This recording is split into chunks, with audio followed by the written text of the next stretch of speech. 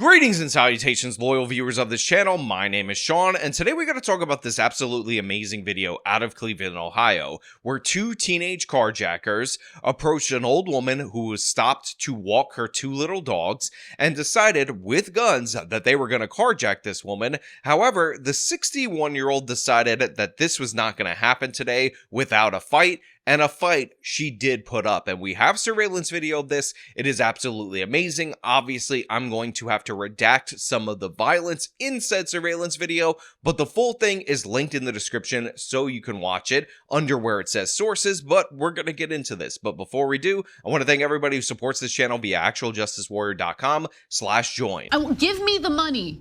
Give me the money. Okay. New tonight, Cleveland City leaders reacting to this shocking surveillance video. Two teens violently carjacking a 61-year-old woman, and when she fights back, one teen holds a gun to her head. Tonight, police believe these are the same teens behind a reign of terror across the city. So as you can see from the opening of this local news segment, you have the surveillance video. You have an elderly woman who is trying to defend her vehicle from these two individuals. They are teenagers, age 17 and 14. They are repeat criminals. We will get into how many times they've been arrested repeatedly in the city of Cleveland, but obviously she is not deterred even when they point a gun at her face. And by the way, even though these guys are young, 17 and 14, they are experienced criminals, multiple arrests into the multiple dozens of arrests, and they're responsible for a bunch of carjackings according to police that have yet to be adjudicated. So yes, these are hardcore criminal types, and the 61-year-old woman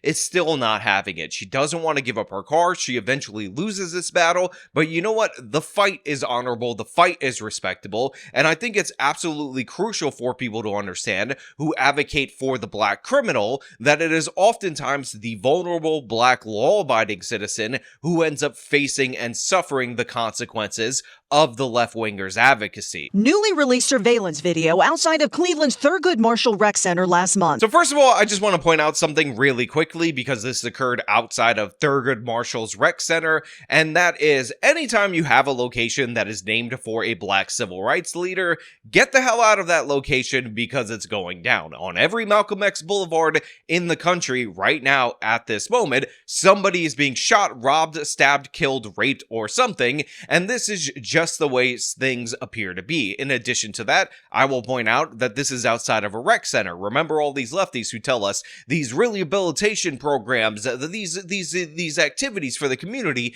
midnight basketball, that's going to solve all the criminality. Well, it turns out these places actually act as a staging ground for criminality, and that is why this woman unfortunately suffered the theft of her car, an assault on her person, and an attack of her dogs. A 61-year-old woman walking her two dogs is ambushed by two teens identified by police as a 14-year-old and his 17-year-old accomplice. The woman fights back. So first of all, I just want to say right off the top that I don't give a damn how old these thugs are. They need to stop getting slaps on the wrist from the justice system in the city of Cleveland, because look at the way that this individual ran right at this 61-year-old in order to initiate the attack, in order to initiate the robbery. And I will give credit to this woman because she responded in kind with an umbrella or some kind of a stick and started chasing these criminals, although this behavior is ill-advised because, as we've seen time and time again, criminals and thugs like this will not hesitate in order to take somebody's life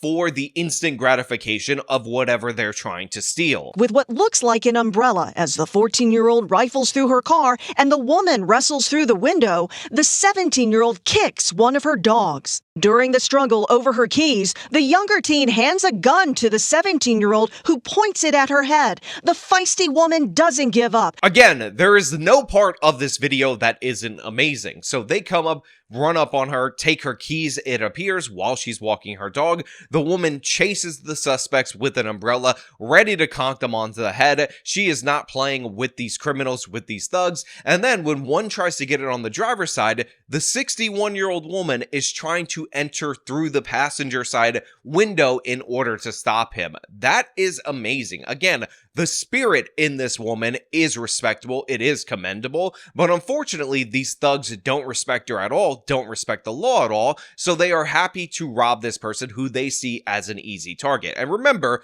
what our society tells us, what the woke criminal justice reformers try to explain to us. They say that these carjackers, these thugs, these criminals, they're the victims of society. They're the vulnerable people. But look at what they do to somebody who's actually vulnerable, to somebody who doesn't want to be a victim, to somebody who's earned what they have and just wants to walk around with her dogs in the middle of the day in Cleveland, Ohio. And take note of the fact that that 17-year-old thug ended up kicking one of her dogs in a totally unnecessary moment, just to give you an idea of how violent these people are, of how thuggish they are, of how in need of retribution this woman is, because they deserve strict consequences. They deserve severe penalties, but they have not received that despite multiple crimes, multiple felonies, despite the fact that they're carrying around guns. 17-year-old who points it at her head. The feisty woman doesn't give up until the 14-year-old drags her away and he takes off in her car. Yeah, so you see that right there. This guy ends up pointing a gun at this old woman's head. He's such a coward, so weak that he needs a force multiplier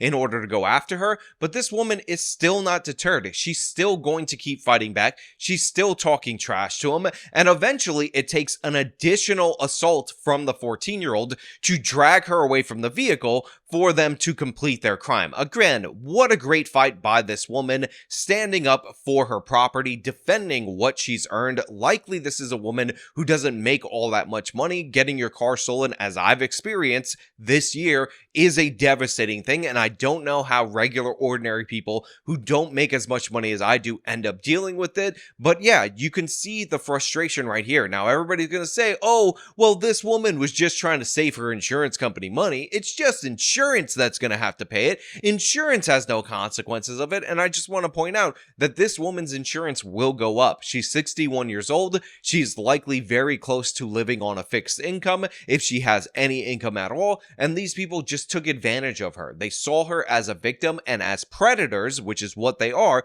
they went for the attack, and they showed no mercy to her in that they attacked her physically, they shoved her, they attacked her dogs, they could have killed her, they were threatening her with deadly force, and this is being enabled by the criminal justice system of Cleveland, as we are going to find out. He had been arrested 25 times.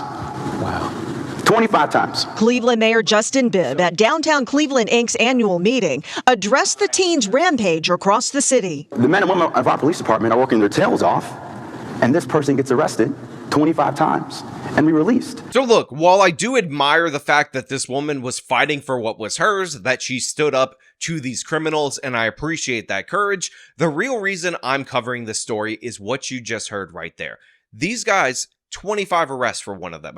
25 arrests. The juvenile justice system in Cleveland keeps giving them slaps on the wrist after slap on the wrist, and what do we expect the result of that to be? Other than an armed carjacking of an old woman. 25 different victims, plus, by the way, because there were definitely crimes that they had yet to be arrested for, went without justice, and the result of this could have very easily been a 61-year-old woman losing her life over a car, but it's not just over a car, it's over a criminal justice system that caters to the thugs, the criminals who says, oh my god, 17 and 14, I can't tell the difference between those ages and the age of a baby, so we can't ever hold these people accountable. It is so great that we have surveillance cameras all over this country now for this purpose, because they would just sweep this under the rug, but for the fact that the video went viral. They would ignore this, they would deny this, they would try to pretend this away, but guess what? We see what went down on the video. Everybody has a picture of it,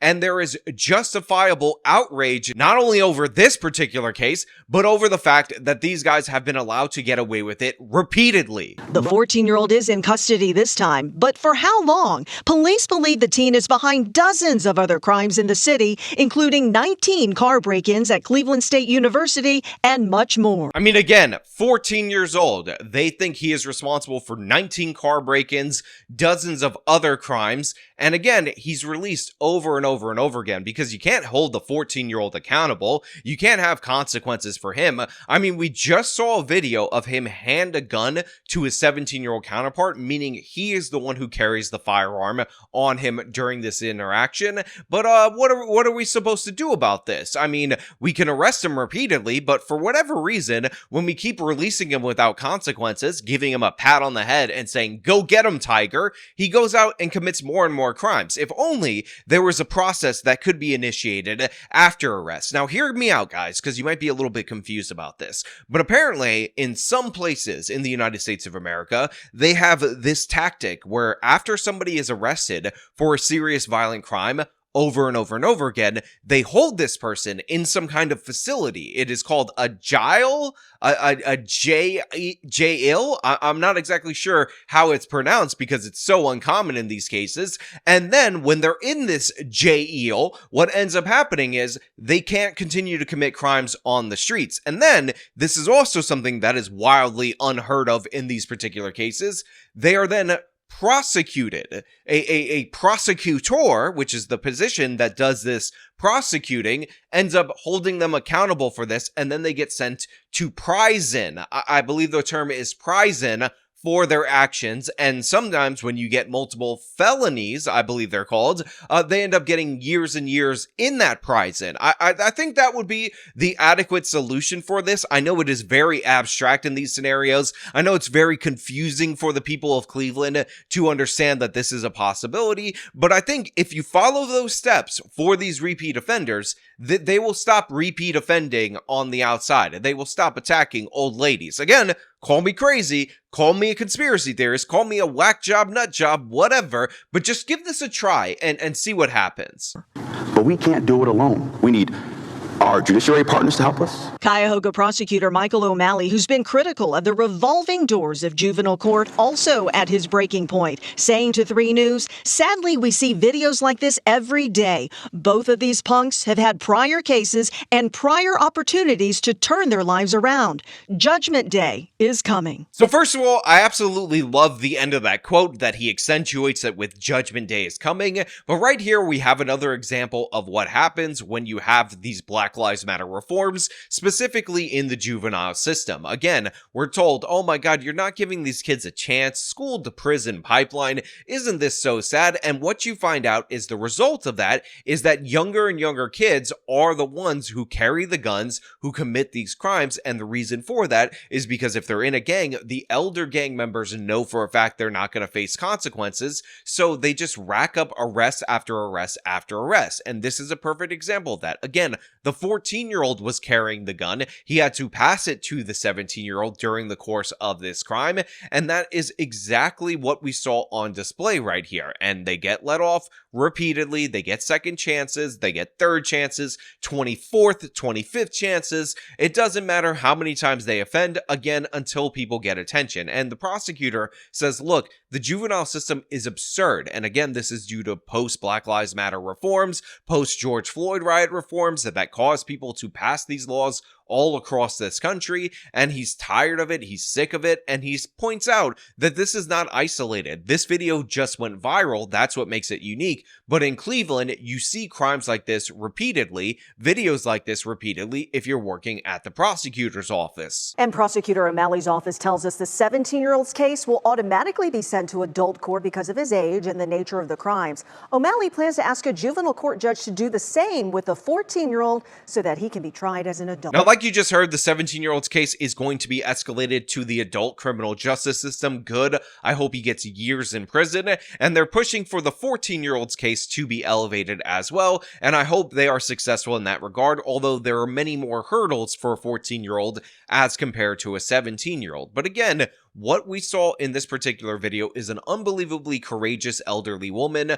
Thugs who didn't care about her life, were willing to threaten her life in order to steal a vehicle, and a criminal justice system that looks at these two sets of individuals, the old lady victim versus the two perpetrators, and says, you know what, life is too hard, for the two perpetrators. I mean, that old woman totally screwed over. She has to deal with the consequences of not having a vehicle. She has to deal with the potential injuries that she suffered and her dog suffered. But the real victims are the ones who inflicted that pain, inflicted that trauma on her. Again, we are so off base in our criminal justice system right now due to these reformists that I don't know if any of these places or every one of these places will be able to recover. But I want to know what you guys think about this down in the comments below. If you like this video, show them by leaving a like, subscribe for more content, follow me on my social medias, support me via the support links in the description of this video. This has been me talking about a courageous old lady who ends up fighting against criminals enabled by the system. Till next time.